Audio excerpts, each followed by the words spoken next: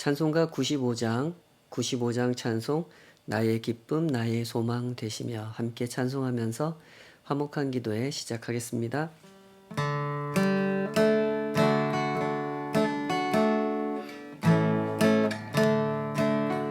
나의 기쁨 나의 소망 되시며 나의 생명이 되신 주 밤낮 불러서 찬송을 드려도 늘 아신 마음 뿐일세.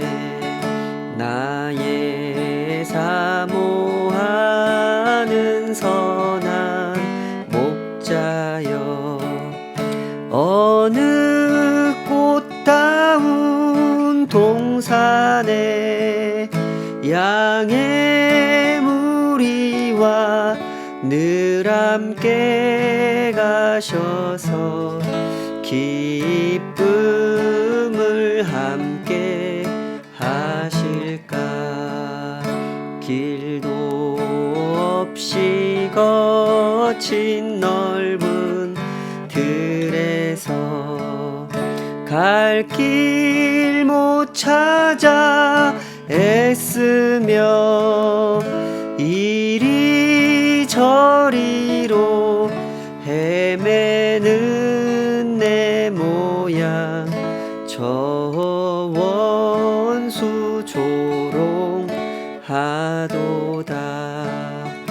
주의 자비로 보아 평한 얼굴 모든 천사도 반기며 주의 놀라운 진리의 말씀에 천지가 화답하도다. 나의 진정 사모하는 예수님 음성조차도 반갑고 나의 생명과 나의 참 소망은 오직 주 예수 뿐일세.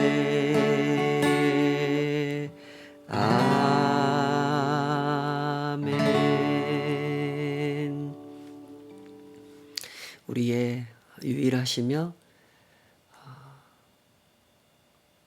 너무나도 높으신 너무나도 풍성하신 참 목자 되신 우리 아버지 하나님, 주님의 그 높으신 이름을 저희들이 오늘도 사모하는 마음으로 함께 부르며 나아갑니다. 우리의 방황하는 것을 붙잡아 주시고 우리의 연약한 것을 어루만져 주시며 주님의 백성들이 서서 감당해야 할 그 자리에 신실하게 서도록 우리의 기도를 가르쳐 주시고 우리의 나아갈 바를 붙잡아 주시옵소서.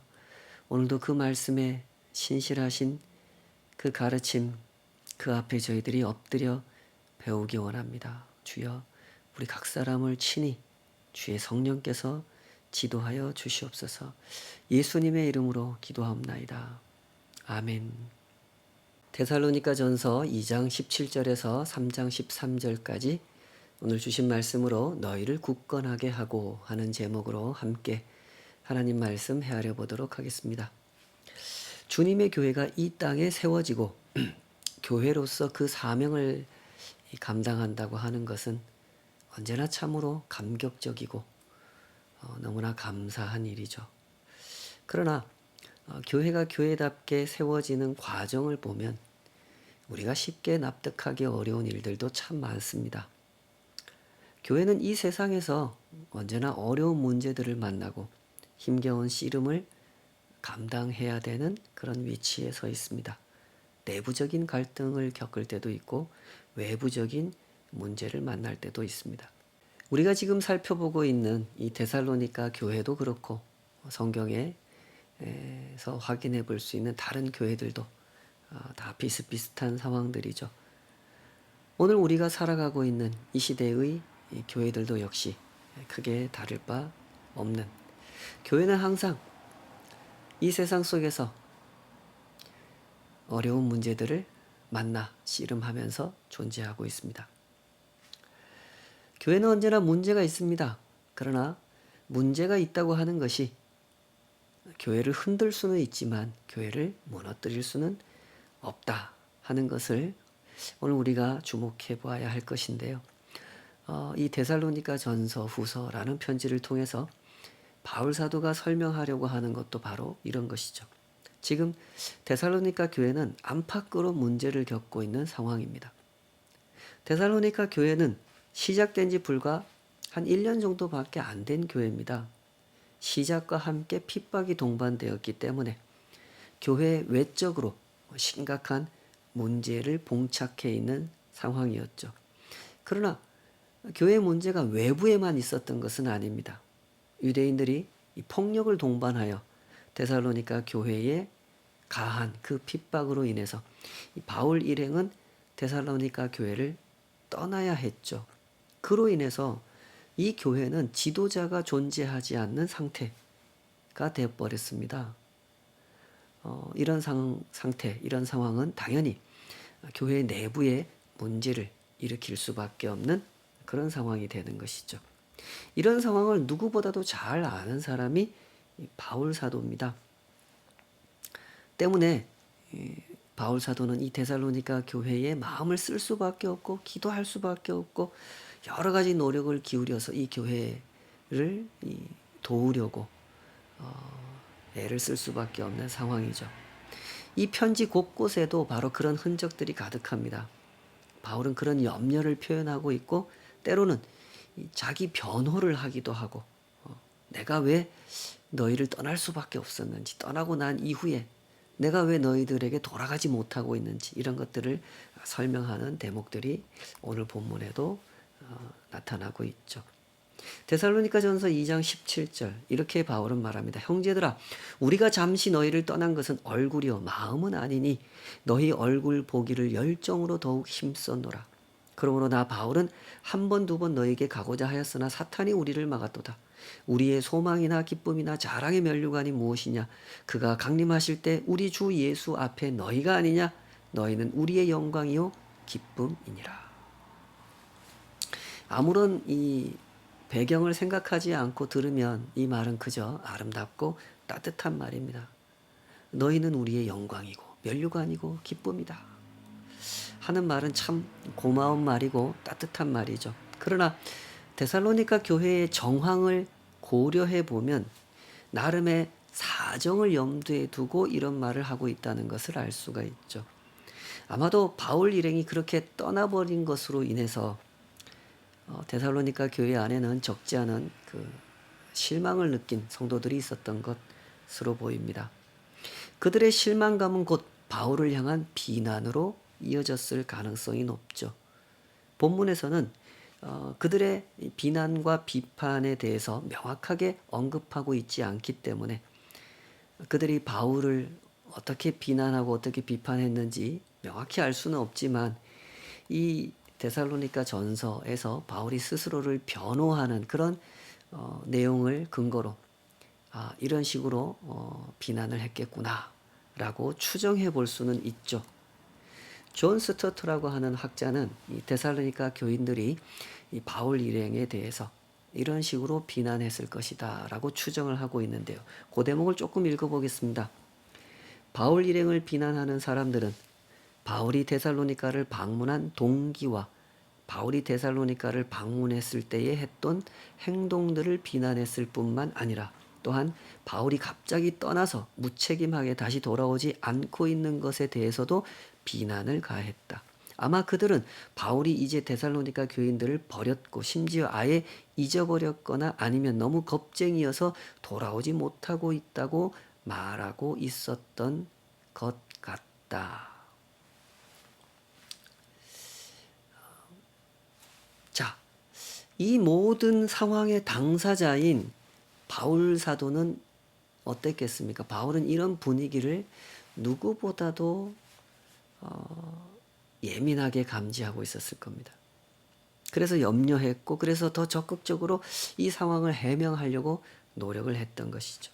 그런 흔적이 이 편지 안에 고스란히 남겨지게 된 것입니다. 바울은 우선 자신이 데살로니가로 돌아가려고 노력했다는 점을 설명합니다. 그러나 사탄이 우리를 막았기 때문에 가지 못했다, 이런 얘기를 하죠. 이 대목을 읽을 때 우리가 조금 의문이 생깁니다. 바울은 어떻게 해서 그것이 사탄의 방해라고 판단하게 됐는지 그게 좀 궁금하죠. 다른 그 사도행전에 보면 이런 사례들이 종종 있죠. 바울이 아시아로 여행을 가려고 했는데 성령께서 가로막으시고 마게도니아로 우리를 인도하셨다. 이렇게 표현하는 대목이 있습니다. 그때도 바울이 의도했던 대로 가지 못하고 전혀 의도했던 것과 반대 방향으로 가게 되는데, 그때는 성령께서 그렇게 인도하셨다라고 표현했던 바울이 이 똑같은 상황, 내가 이 데살로니가로 가려고 했는데 못 갔다. 그 사탄이 방해했기 때문에 못 갔다. 왜 이렇게 해석을 했는가라고 하는 점을 우리는 조금 궁금하게 생각하게 됩니다. 아마도 그것은 나름의 이유가 있었을 겁니다. 바울이 시간을 두고 어떤 일이 진행되고 난 다음에, 시간이 지나고 나니까 그때 그 일은 성령께서 인도하셨던 것이었구나. 그때 그 일은 사탄이 방해했던 것이구나.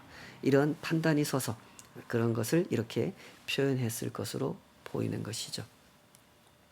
성경에 이런 표현이 있기 때문에 사실 오늘날에도 자신이 어떤 일을 하려고 했을 때 안 되는 상황 앞에서 바울이 썼던 이 표현을 쓰는 분들이 종종 있습니다. 사탄의 방해가 있어서 못했다. 이런 표현을 그대로 사용하시죠. 물론 사용할 수 있습니다. 바울이 사용했던 것처럼 우리들도 사용할 수 있는 표현이죠. 그러나 언제나 이런 표현에는 좀 주의가 필요합니다. 잘못 사용하면 내가 어떤 변명거리를 찾기 위해서 이런 표현을 사용하는 것으로 보일, 또 자기 스스로 자기를 그렇게 기만할 수 있는 그런 여지가 있기 때문에 언제나 이런 표현을 사용할 때는 상당히 신중하고 조심해야 되는 그런 면이 있죠. 바울 사도는 분명히 사탄의 방해를 받고 있다고 느끼고 있습니다. 왜? 무슨 일 때문에 그렇게 느꼈는지 정확하게 언급하고 있지 않기 때문에 이 역시 우리가 어떤 추정을 하게 되는 것이죠. 학자들도 이 부분을 그렇게 추정합니다. 오늘날 같으면 사실 이런 일이 없죠. 우리나라 같은 경우, 이 대한민국이라는 사회는 여행의 자유가 있는 나라고 종교의 자유가 있는 나라이기 때문에 내가 가고 싶으면 가고, 내가 복음을 위해서 무엇을 가서 말하고자 한다면 말할 수 있죠.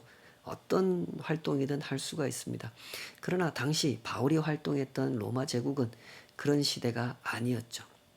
그런 사회가 아니었습니다. 때문에 바울이 이거 사탄의 방해구나 라고 판단하게 된 그 정황이 무엇이었는가, 학자들은 4가지 정도 이렇게 추정을 합니다.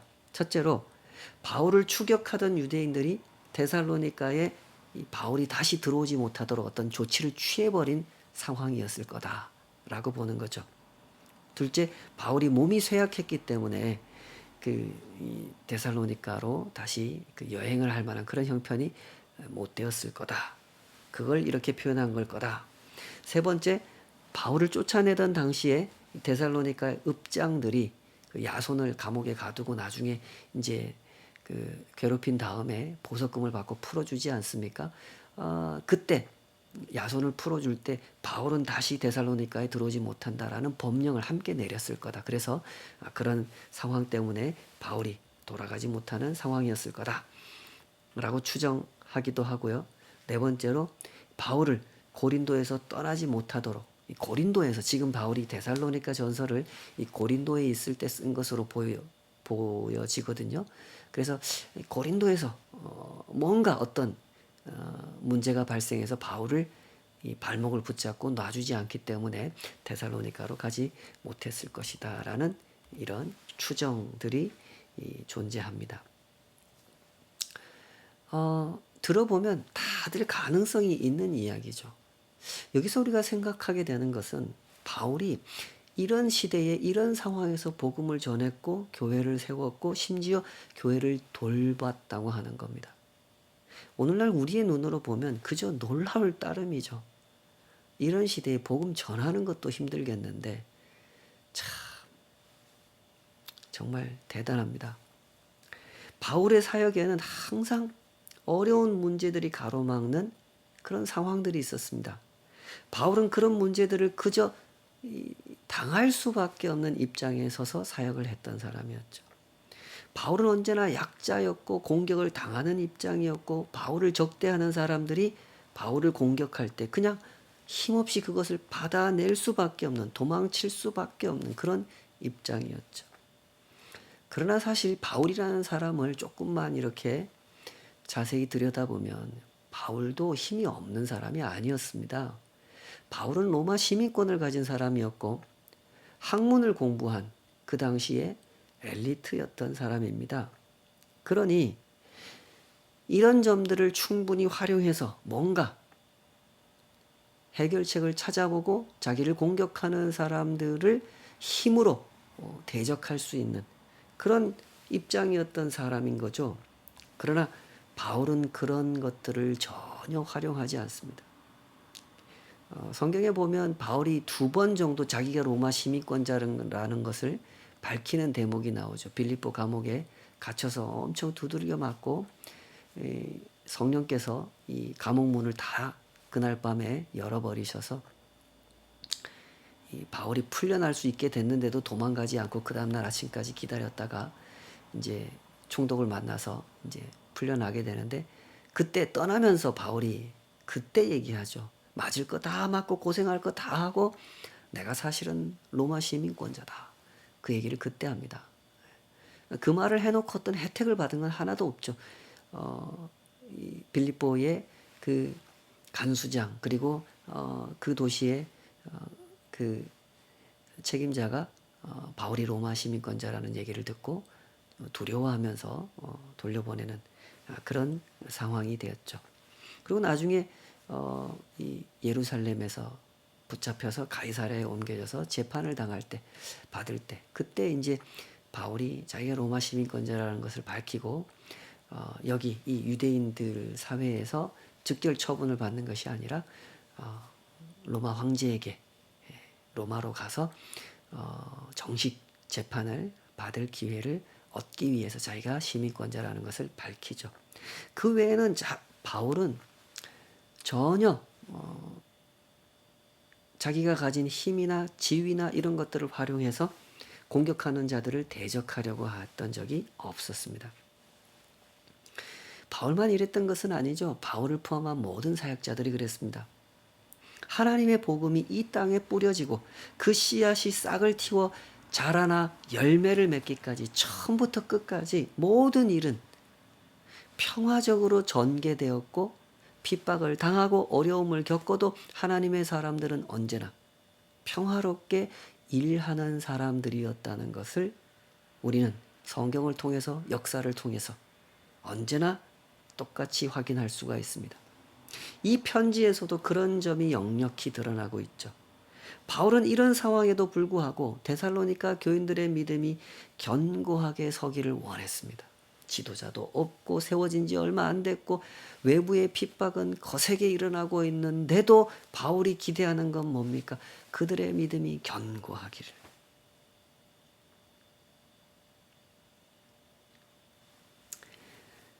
교회가 그런 핍박을 당한다고 해서 내부에 문제가 있다고 해서 그런다고 해서 하나님의 교회가 쓰러지는 것은 아니다. 바울은 이런 점을 분명하게 강조하고 있는 것입니다.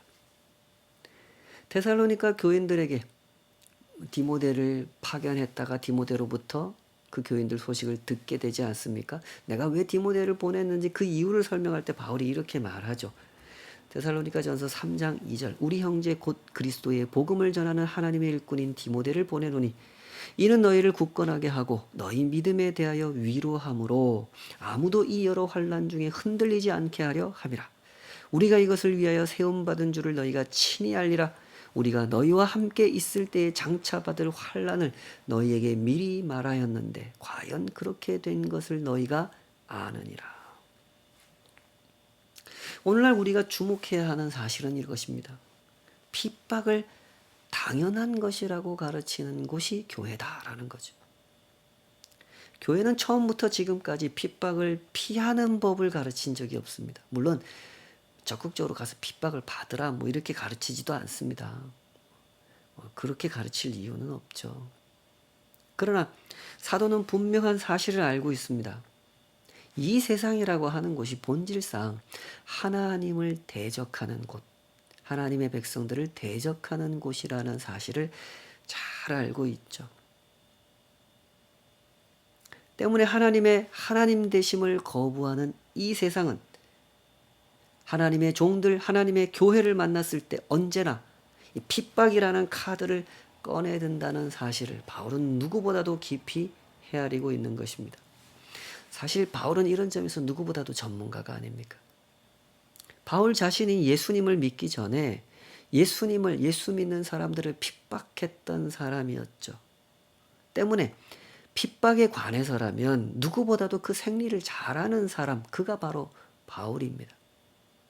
왜 로마 제국이 기독교인들이 있고 유대인들이 있고 이러면 왜 기독교인들 편을 들어주지 않고 유대인들 편을 더 들어주는지, 유대인들은 왜 기독교인들을 그렇게 싹부터 잘라버리려고 하는지 바울은 그 이유를 잘 알고 있습니다.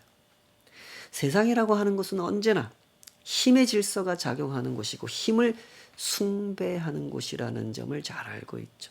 세상은 하나님을 인정하지도 않고 때문에 하나님을 두려워하지도 않습니다.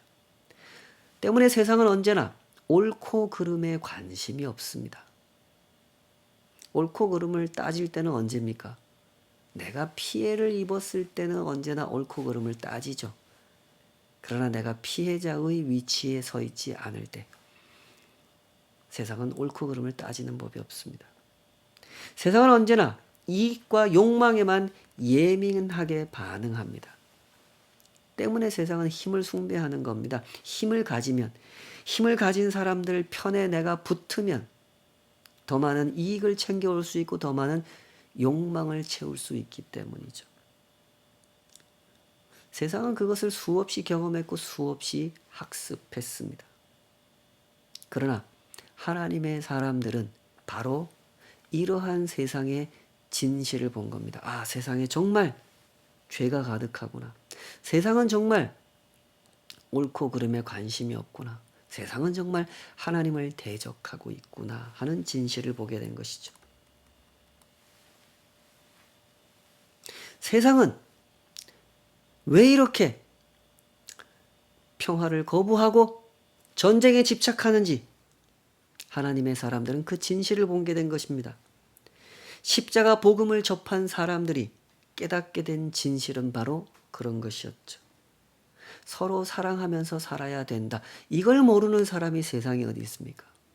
예수 안 믿는 사람들도 이거 다 압니다. 누구나 다 말은 그렇게 하죠.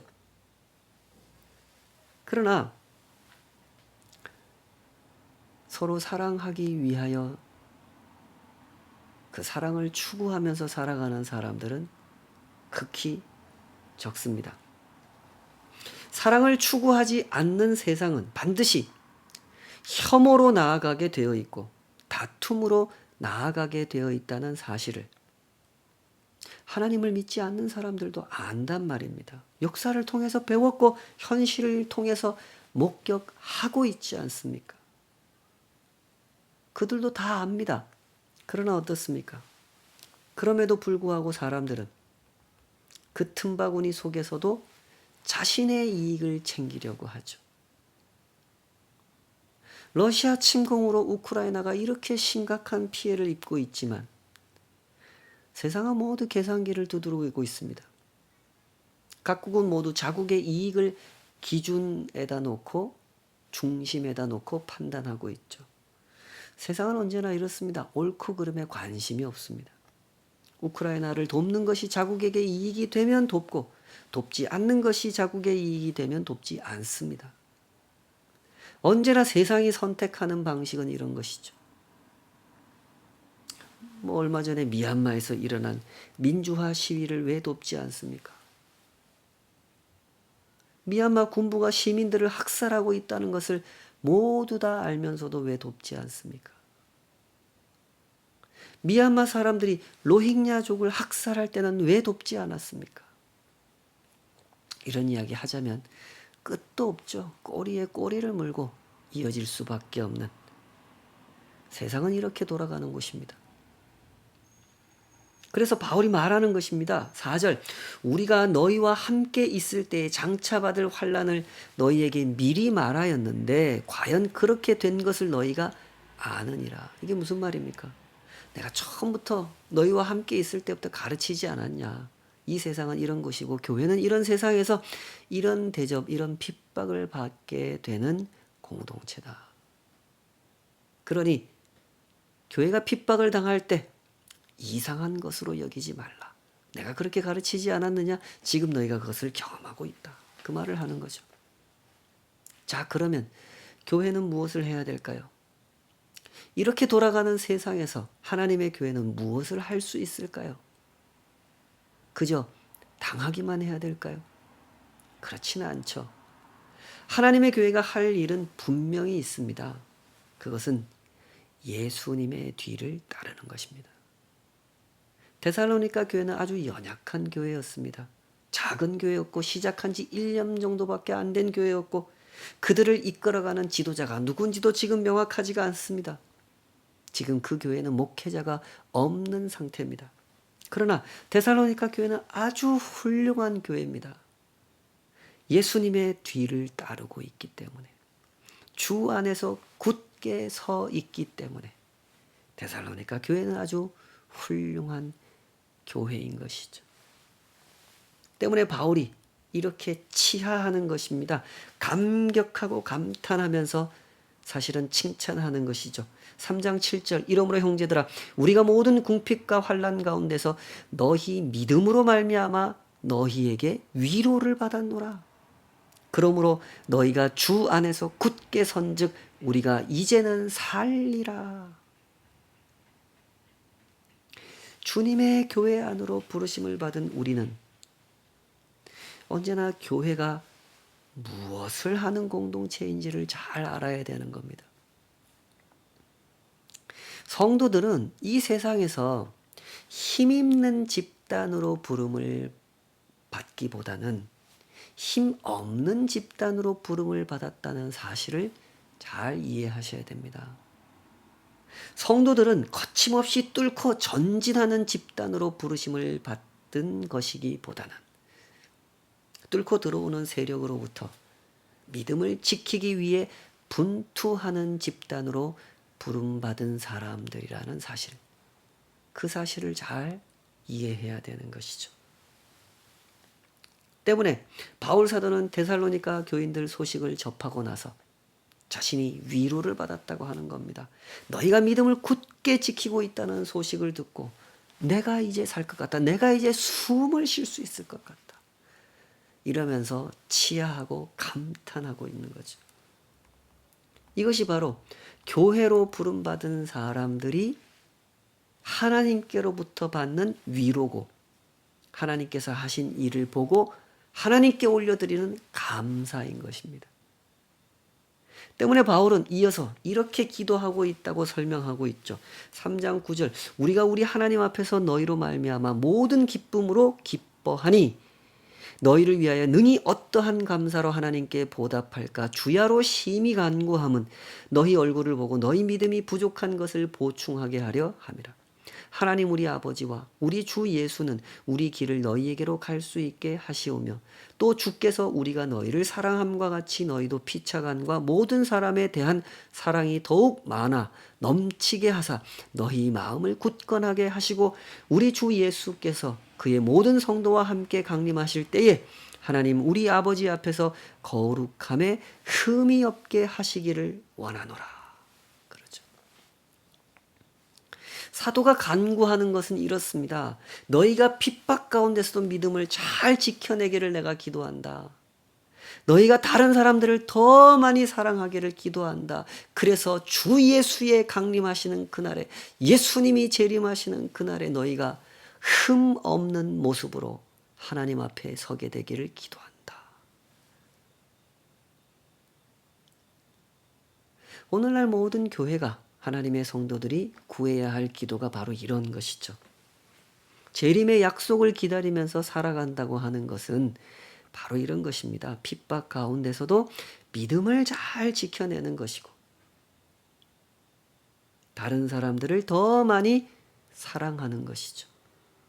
교회는 언제나 교회의 교회다움, 성도의 성도다움을 믿음과 사랑으로 증명하는 공동체라는 사실, 이 사실을 굳게 붙들고 살아가는 우리가 되어야 할 것입니다. 이것이 바로 예수님께서 당신의 제자들의 앞서 행하신 길이었고, 당신을 따르는 사람들에게 명하신 일이었다는 사실, 우리는 그 점을 깊이 헤아리고 순종하면서 2000년 전 데살로니가 교회가 그렇게 존재했던 것처럼 오늘 우리가 살아가는 이 땅에서 우리가 예수님을 따르는 사람들이라는 사실을 분명하게 나타내는 주님의 사람들이 되었으면 좋겠습니다. 기도하십시다. 아버지 하나님, 이 땅에서 하나님의 부르심을 받았다고 하는 것, 그것을 우리가 잘 헤아릴 수 있도록 우리의 가슴에 복음의 핵심을, 복음의 본질을, 하나님의 사람으로 부름받았다고 하는 그 사실, 그것을 붙드는 믿음을 가진 자가 되었다는 그 말씀의 의미를 잘 헤아릴 수 있게 하여 주시옵소서. 우리는 세상과 싸우는 자들이 아닙니다. 세상의 공격을 믿음으로 받아내는 자들입니다.